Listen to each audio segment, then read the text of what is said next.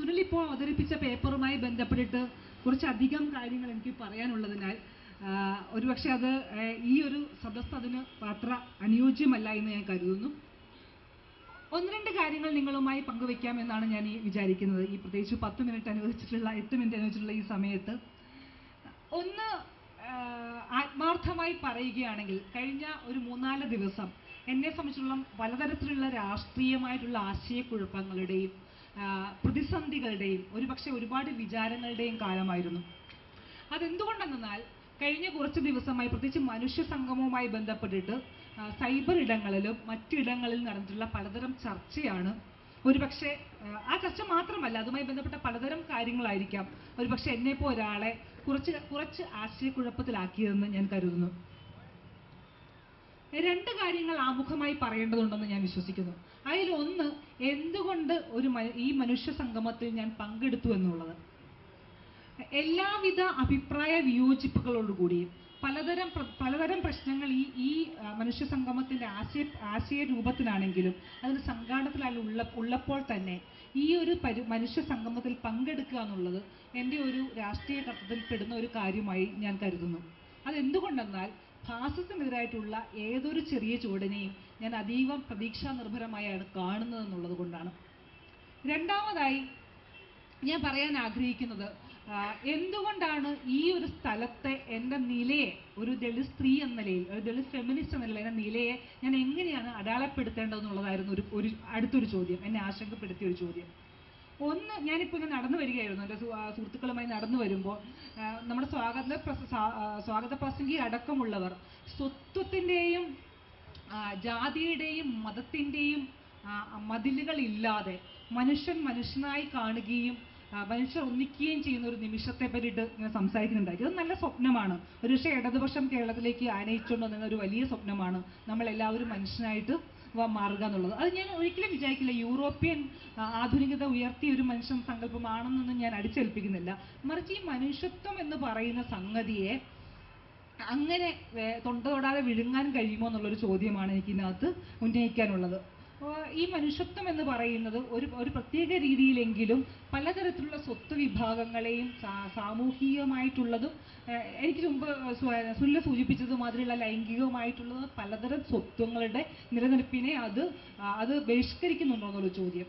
ഞാൻ വിചാരിക്കുന്നു ഈ മനുഷ്യൻ എന്ന് പറയുന്ന ഒട്ടും ഒരു ന്യൂട്രൽ പോയിന്റ് ആയിട്ട് ഞാൻ വിചാരിക്കുന്നില്ല. മറിച്ച് അനവധി മൂല്യങ്ങളെ, പലതരത്തിലുള്ള മൂല്യങ്ങളെ, ബ്രാഹ്മണികവും പുരുഷത്വപരമായിട്ടുള്ള ജാതീയമായിട്ടുള്ള ഒരുപക്ഷെ ഏകലൈംഗികമായി ബന്ധപ്പെട്ടിട്ടുള്ള ഭിന്ന ലൈംഗികതയിൽ ബന്ധപ്പെട്ടിട്ടുള്ള പലതരത്തിലുള്ള മൂല്യങ്ങളെയും കൂടി ആവാഹിച്ചെടുക്കുന്ന അതിനെ പേറുന്നൊരു സംഗതിയായിട്ടാണ് ഇന്നത്തെ അവസ്ഥയിൽ നമുക്ക് മനുഷ്യൻ എന്നുള്ള സംഗതിയെ കാണാൻ കഴിയൂ.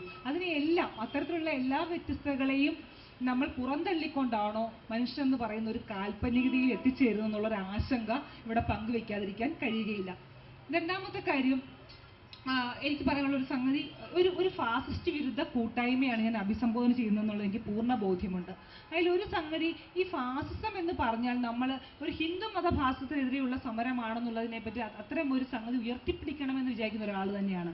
പക്ഷെ കേരളത്തിന്റെ കോണ്ടസ്റ്റിൽ ഒരുപക്ഷെ ഇവിടെ വേദി ഷെയർ ചെയ്യുന്ന പലയധികം സംഘടനകൾ, വ്യവസ്ഥാപിത ഇടതുപക്ഷത്തെ ഫാസിസത്തിൽ നിന്ന് പുറത്ത് നമുക്ക് കാണാൻ കഴിയുമോ എന്നുള്ള ഒരു ചോദ്യവും കൂടി ഉന്നയിക്കപ്പെടേണ്ടതുണ്ടെന്ന് ഞാൻ വിചാരിക്കുന്നു. കേരളത്തിലെ 90-കൾക്ക് ശേഷം കേരളത്തിലെ ക്യാമ്പസിൽ പഠിച്ച ഒരാളെന്ന നിലയിൽ, കേരളത്തിലെ ദളിത് വിദ്യാർത്ഥി സംഘടനകളുടെ ഭാഗമാകാൻ കഴിയാൻ അങ്ങനെ ഒരു ഭാഗ്യമുണ്ടായ ഒരാളെന്ന നിലയിൽ ഞാൻ അന്വേഷിക്കുമ്പോൾ കേരളത്തിലെ എല്ലാ ക്യാമ്പസുകളും, യൂണിവേഴ്സിറ്റി സ്പേസ് അടക്കമുള്ള ക്യാമ്പസുകളിൽ ഇടതുപക്ഷ വിദ്യാർത്ഥി സംഘടനകൾ, കൃത്യമായി പറഞ്ഞിട്ടുള്ള SFI പോലുള്ള സംഘടനകൾ ഉയർത്തുന്ന ഒരു മനുഷ്യർക്കും സംസാരിക്കാൻ ഇടമില്ലാത്ത മുഴുവൻ വ്യത്യസ്തമായ ശബ്ദങ്ങളെയും നിശബ്ദീകരിക്കുന്ന ഒരു ശക്തമായ സാന്നിധ്യമായി ഇടതുപക്ഷ സംഘടനകൾ മാറുന്ന, പ്രത്യേകിച്ച് വിദ്യാർത്ഥി സംഘടനകൾ മാറുന്ന ഒരു കാലഘട്ടത്തിൽ ഫാസിസ്റ്റ് വിരുദ്ധ സംരംഭങ്ങളിൽ ഇത്തരം ആളുകളുടെ റോളുകളെ സ്വന്തം പുനഃപരിശോധിക്കുന്നുണ്ടെന്ന് ഞാൻ വിചാരിക്കുന്നു. അല്ലെങ്കിൽ തന്നെ ഈ പറഞ്ഞിട്ടുള്ള ഒരു ഫാസിസ്റ്റ് പ്രവണതകളെ എത്ര കണ്ട് കൈയൊഴിയാൻ ഇത്തരം സംഘടനകൾ തയ്യാറാണ് എന്നൊരു ചോദ്യവും വളരെ പ്രസക്തമാണെന്ന് ഞാൻ വിചാരിക്കുന്നു. അത് ചോദിക്കാതെ ഒരു ഫാസിസ്റ്റ് സംഗമത്തിനും മുമ്പത്തേക്ക് പോകാൻ കഴിയില്ല എന്ന് ഞാൻ വിചാരിക്കുന്നു. രണ്ടാമതായി ഒരു കാര്യം കൂടി ഞാൻ പറയാൻ ശ്രമിക്കുകയാണ്. അതിലൊന്ന്, ഇതുമായി ബന്ധപ്പെട്ടുള്ള ഈ വേദിയിൽ ക്ഷണിക്കപ്പെട്ട സംഘടനകളുടെ ഒരു ലിസ്റ്റ് കണ്ടപ്പോൾ ഇതേപോലെ ഒരു പ്രതിഷേധം എനിക്ക് തോന്നിയിട്ടുണ്ടായിരുന്നു. അതിലൊരു പ്രധാനപ്പെട്ട കാര്യം ഞാൻ കരുതുന്നത് CITU മഹിളാ ഫെഡറേഷനും അടക്കമുള്ള സംഘടനകൾ ക്ഷണിക്കപ്പെടുന്ന ഒരു വേദിയിൽ എന്തുകൊണ്ട് മുസ്ലിം ലീഗ് പോലൊരു സംഘടനയ്ക്ക് പ്രാതിനിധ്യം കിട്ടുന്നില്ല? എന്തുകൊണ്ട് VM സുധീരനോ VT ബൽറാമോ ക്ഷണിക്കപ്പെടുന്നില്ല? ഇത്തരം ക്ഷണിക്കപ്പെടാതെയെങ്കിൽ അറിഞ്ഞോ അറിയാതെയുള്ള ഒരു എക്സ്ക്ലൂഷൻ ഈ ഒരു ഇടതുപക്ഷ കാൽപ്പനികതയിൽ നിന്നുണ്ടാവുന്നതാണെന്ന് ഞാൻ സംശയിക്കുന്നു. ആ ഒരു ഇടതുപക്ഷ കാൽപ്പനികത ഷെയർ ചെയ്യാത്ത ഒരാളെന്ന നിലയിൽ ഈ ഒരു വിമർശനം ഉന്നയിക്കേണ്ടത് എൻ്റെ രാഷ്ട്രീയ ബാധ്യതയായിട്ട് ഞാൻ കരുതുന്നു. ഒരു കാര്യം കൂടി പറയാമെന്ന് ഞാൻ വിചാരിക്കുന്നു. ഈ മനുഷ്യൻ എന്ന് പറയുന്ന സങ്കല്പത്തെ ഒരുപക്ഷെ യൂറോപ്യൻ മതോത്ഥാനത്തിൽ അധിഷ്ഠിതമായ ഒരു മനുഷ്യ സങ്കല്പത്തെ പേറുന്ന ഒരാളല്ല. ഒരു നൂറ്റാണ്ടിലധികം ആയിട്ട് ഒരു ജനതയ്ക്ക് സമരം ചെയ്യേണ്ടി വന്നിട്ടുണ്ട് ഈ നാട്ടിലെ മനുഷ്യത്വം എന്ന് പറയുന്ന സംഗതിയിലേക്ക് പ്രവേശിക്കാൻ വേണ്ടിയിട്ട്. ദളിതർ പലതരത്തിൽ ഒരു നൂറ്റാണ്ടിലധികം നടത്തിയ ഒരു സമരങ്ങളുടെയും കൂടി ഫലമാണ്. അതുകൊണ്ട് മനുഷ്യത്വം എന്ന് പറയുന്ന തികച്ചും ഓറിയന്റൽ ആയിട്ടുള്ള, തികച്ചും കേരളീയമായിട്ടുള്ള ഒരു സങ്കല്പനത്തെ ഞാൻ തള്ളിപ്പറയുകയല്ല. മറിച്ച് നിങ്ങൾ മനുഷ്യനായി കടന്നു വരൂ എന്ന് പറഞ്ഞാൽ, മനുഷ്യ സംഗമത്തോടെ എനിക്ക് പ്രശ്നമില്ല, പക്ഷെ നിങ്ങൾ മനുഷ്യനായി കടന്നു വരാൻ പറഞ്ഞാൽ നിങ്ങളുടെ മുഴുവൻ വ്യത്യസ്തതകളെയും നിങ്ങൾ കളഞ്ഞിട്ട് വരണം എന്ന് പറയുന്ന ഒരു നിർബന്ധം അതിനകത്തുണ്ടോ എന്ന് ഞാൻ സംശയിക്കുന്നു. മൂന്നാമത്തെ കാര്യം, എന്തുകൊണ്ട് കേരളത്തിലെ മുസ്ലിം സംഘടനകൾ ഈ ഒരു സംഗതിയിലേക്ക് ക്ഷണിക്കപ്പെട്ടില്ല എന്നുള്ളത്. അതിന് കാരണമായി ഇവിടെ പറയുന്ന പല കാര്യങ്ങളും ഒരുപക്ഷെ ഇവിടെ ഷെയർ ചെയ്യുന്ന പലതരത്തിലുള്ള ഇടതുപക്ഷ സംഘടനകൾക്കും കൂടി ബാധകമാണെന്ന് ഞാൻ കരുതുന്നു. ഒന്ന്, ഒരു പ്രത്യേക രീതിയിലുള്ള ഫാസിസത്തെ ഞാൻ ആദ്യം സൂചിപ്പിച്ചു. എന്തുകൊണ്ടാണ് ക്യാമ്പസിൽ എങ്ങനെയാണ് ഇടതുപക്ഷ സംഘടനകൾ ഒരു ഫാസിസ്റ്റ് സംവിധാനമായി മാറുന്നു എന്നുള്ള കാര്യം ഞാൻ സൂചിപ്പിച്ചു. ഒരുപക്ഷെ മറ്റൊരു കാര്യം പറയാൻ കഴിയും. കേരളത്തിൽ ആദ്യമായി മോറൽ പോലീസിംഗുമായി ബന്ധപ്പെട്ട് വളരെ ദൃശ്യപരമായിട്ടുള്ള ഒരു പ്രതിഷേധം നടത്തിയത് മഹിളാ അസോസിയേഷനാണ് നമുക്ക് കാണാൻ കഴിയും. രാത്രി സമരത്തിന് ശേഷം സെക്രട്ടറിയേറ്റിന്റെ മുമ്പ് അടിച്ച് വൃത്തിയാക്കി ചുലുകൊണ്ട് വന്നിട്ടാണ് അവർ അതിനോട് പ്രതികരിച്ചത്.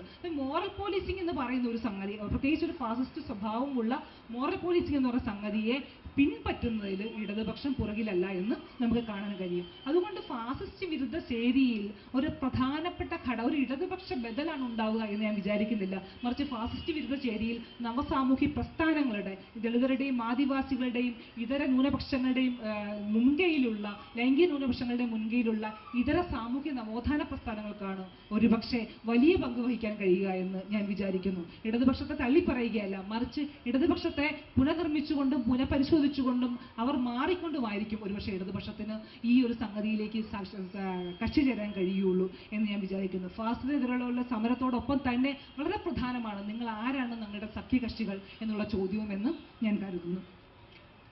ഒറ്റ കാര്യം കൂടി പറഞ്ഞുകൊണ്ട് ഞാൻ അവസാനിക്കാം. എന്തുകൊണ്ടാണ് ദളിത് സ്ത്രീ എന്ന നിലയിൽ ഞാനിതിൽ പങ്കെടുത്തതെന്ന് കൂടി പറഞ്ഞുകൊണ്ട് അവസാനിപ്പിക്കാമെന്ന് കഴിയുന്നു. ഞാൻ അവിടെ ഒരു മനുഷ്യനായിട്ടല്ല പങ്കെടുക്കുന്നത്, മറിച്ച് സമൂഹത്തിൻ്റെ പലതരത്തിലുള്ള ജാതിയുടെയും ഫാസിസത്തിൻ്റെയും പലതരത്തിലുള്ള അടിച്ചമർത്തലുകൾ പേറുന്ന ഒരു സ്ത്രീ ശരീരം എന്ന നിലയിലാണ് ഞാൻ ഇവിടെ പങ്കെടുക്കുന്നത്. അതുകൊണ്ട് തന്നെ എന്നെ സംബന്ധിച്ചിടത്തോളം ഫാസിസത്തിനെതിരെയുള്ള ഏതൊരു ചുവടുവയ്പ്പും അതിൻ്റെ പരിമിതികളുണ്ടെങ്കിലും അതിൻ്റെ കൂടെ നിൽക്കുക എന്നുള്ളത് എൻ്റെ ഒരു രാഷ്ട്രീയ ഉത്തരവാദിത്തമായി ഞാൻ കാണുന്നു. ഈ പരിപാടി കൂടുതൽ വിശാലമാകുക, ന്യൂനപക്ഷ സംഘടനകളെ, അത്തരം സംഘടനകൾക്ക് ധാരാളം പരിമിതികളുണ്ട്, അത്തരം സംഘടനകളുടെ വിമർശനവുമുള്ള ഒരാളാണ് ഞാൻ. മറിച്ച് ഇന്ത്യയിലെ സവർണ ഹൈന്ദവ ഫാസിസത്തിനായിട്ടുള്ള എതിരായിട്ടുള്ള ഒരു സമരത്തിന് ന്യൂനപക്ഷ സംഘടനകളെ ഒഴിവാക്കിക്കൊണ്ട് ഒരു സാധ്യതയുണ്ടെന്ന് ഞാൻ കരുതുന്നില്ല. അത്തരമുള്ള സംഗതിയിലേക്ക് വിശാലമാകുക എന്നുള്ളതായിരിക്കും. എതിർ ശബ്ദങ്ങളെയും വ്യത്യസ്തമായിട്ടുള്ള ധാരകളെയും ഉൾപ്പെടുത്തിക്കൊണ്ടായിരിക്കണം ഫാസിസ്റ്റ് വിരുദ്ധ സംഗമങ്ങളും പ്രസ്ഥാനങ്ങളും മുമ്പോട്ട് പോകേണ്ടതെന്ന് ഞാൻ കരുതുന്നു. ഞാൻ ഒരു കാര്യം കൂടി സൂചിപ്പിക്കാമെന്ന് വിചാരിക്കുന്നു.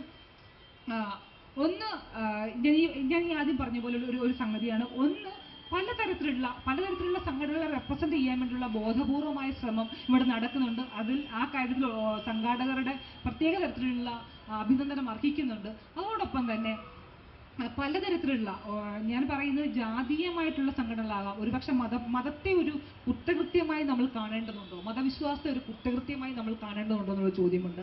കാരണം മതരഹിതരായിട്ടുള്ള ഒരുപാട് ആളുകൾ ഇവിടെ കാണുമായിരിക്കും, ന്യൂനപക്ഷ വിഭാഗത്തിലോ അല്ലെങ്കിൽ ദളിത് വിഭാഗത്തിലോ ആൾക്കാരെ കാണുമായിരിക്കും. പക്ഷെ മതമുള്ളവരെയും കൂടി സ്വീകരിക്കാനായിട്ട്, മതത്തെ ഒരു വിശ്വാസ സംഹിതമായും രാഷ്ട്രീയ സംഹിതയായും കരുതുന്നവരെയും കൂടി സ്വീകരിക്കാൻ നമുക്ക് കഴിയേണ്ടതുണ്ടോ എന്നുള്ളൊരു ചോദ്യവും വളരെ പ്രസക്തമാണെന്ന് ഞാൻ വിചാരിക്കുന്നു. അതുകൊണ്ട് തന്നെ ഈ ഒരു ഫാസിസ്റ്റ് ഒരു ഫാസിസ്റ്റ് മുന്നണിയിൽ ഞാൻ ഒരു മനുഷ്യനായിട്ടല്ല, മറിച്ച് എൻ്റെ സ്വത്വങ്ങൾ, എല്ലാ വിധത്തിലുള്ള സ്വത്വം, ദളിത് സ്ത്രീ എന്ന നിലയിൽ പലതരത്തിലുള്ള പലതരത്തിലുള്ള മർദ്ദനങ്ങൾക്ക് വിധേയപ്പെടുന്ന ഒരാളെന്ന നിലയിൽ അതിൻ്റെ ഒരു കൂട്ടത്തിൻ്റെ പ്രതിനിധി എന്ന നിലയിലാണ് ഞാൻ പങ്കെടുക്കുന്നത്.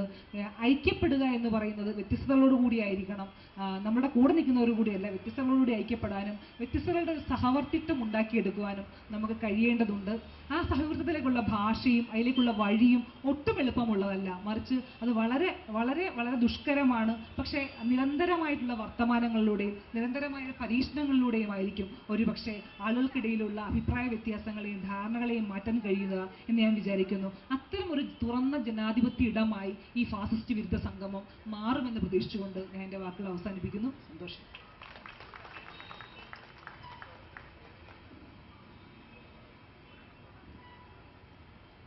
അടുത്തതായി പ്രതികരിക്കുന്നതിന് വേണ്ടി വിപ്ലവ